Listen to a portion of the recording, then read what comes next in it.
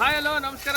ನಾನು ನಿಮ್ಮ ಸಚಿನ್ ಬೇಕಾ. ಸ್ನೇಹಿತರೆ, ಪೂರ್ವಜರ ಹೆಜ್ಜೆಗುರುತುಗಳು ಎಂಬತಕ್ಕಂತಹ ಅಡಿಯಲ್ಲಿ ನನ್ನ ಯೂಟ್ಯೂಬ್ನಲ್ಲಿ ವಿಡಿಯೋ ಮಾಡ್ತಾ ಇದ್ದೆ.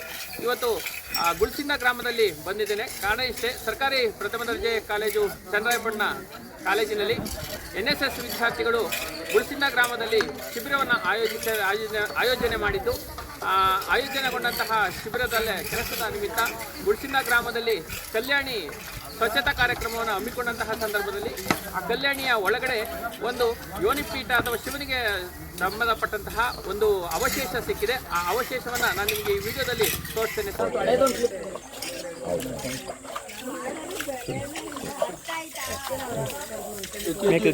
ಅಂಗಡಿ ಕಡೆ ಇಲ್ಲಿ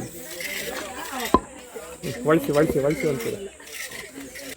ಪ್ರೀತಿಯ ವೀಕ್ಷಕರೇ, ಸರ್ಕಾರಿ ಪ್ರಥಮ ದರ್ಜೆ ಕಾಲೇಜು ಚನ್ನರಾಯಪಟ್ಟಣ ರಾಷ್ಟ್ರೀಯ ಸೇವಾ ಯೋಜನಾ ಘಟಕ 1 ಮತ್ತು 2ರ ಸಂಚಾಲಕರಾದ ಶಿವಕುಮಾರ್ ಸರ್ ಹಾಗೂ ಪ್ರಕಾಶ್ ಕುಮಾರ್ ಸರ್ ಅಂತೇಳಿ ನನ್ನ ಹೆಸರು.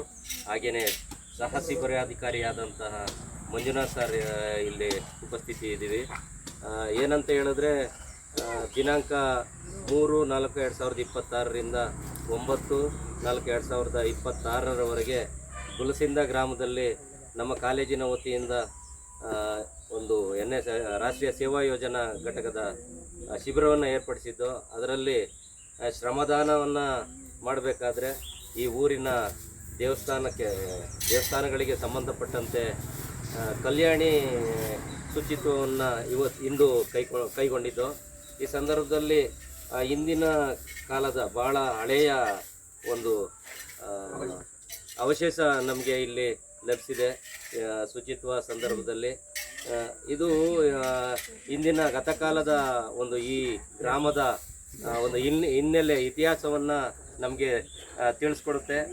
ಈ ಸಂದರ್ಭದಲ್ಲಿ ನಮಗೆ ಭಾಳ ಸಂತೋಷ ಆಯಿತು. ಇಂಥ ಒಂದು ಇತಿಹಾಸವುಳ್ಳ ಒಂದು ವಿಚಾರ ನಮಗೆ ಈ ಗ್ರಾಮದ ಅವಶೇಷ ಸಿಕ್ಕಿದೆ ಅನ್ನೋದು ನಮಗೆ ತುಂಬ ಸಂತೋಷ ಆಯಿತು. ಇದುವರೆಗೂ ಮಾತಾಡಿರ್ತಕ್ಕಂಥದ್ದು ಸರ್ಕಾರಿ ಪ್ರಥಮ ದರ್ಜೆ ಕಾಲೇಜಿನ ಉಪನ್ಯಾಸಕರುಗಳು ಹಾಗೂ NSSನ ಸಹ ಶಿಬಿರಾರ್ಥಿಗಳು ಕೂಡ ಆಗಿದ್ದಾರೆ, ಅಧಿಕಾರಿಗಳು ಕೂಡ ಆಗಿದ್ದಾರೆ. ಅವರ ನೇತೃತ್ವದಲ್ಲಿ ಕಲ್ಯಾಣಿ ಸ್ವಚ್ಛತಾ ಕಾರ್ಯಕ್ರಮ ಯಶಸ್ವಿಯಾಗಿ ಜರುಗಿರ್ತಕ್ಕಂಥದ್ದು.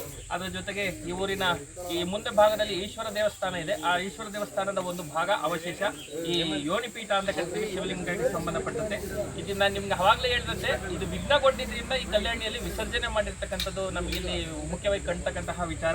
ಮುಂಭಾಗ ವಿಘ್ನಗೊಂಡಿರ್ತಕ್ಕಂಥದ್ದನ್ನು ನಿಮ್ಗೆ ಇಲ್ಲಿ ನಾನು ತೋರಿಸ್ತಾ ಇರ್ತಕ್ಕಂತಹ ಜಾಗದಲ್ಲಿ ವಿಘ್ನಗೊಂಡಿದ್ದರಿಂದ ಅದನ್ನು ಕಲ್ಯಾಣಿಯಲ್ಲಿ ವಿಸರ್ಜನೆ ಮಾಡಿರ್ತಕ್ಕಂಥದ್ದು.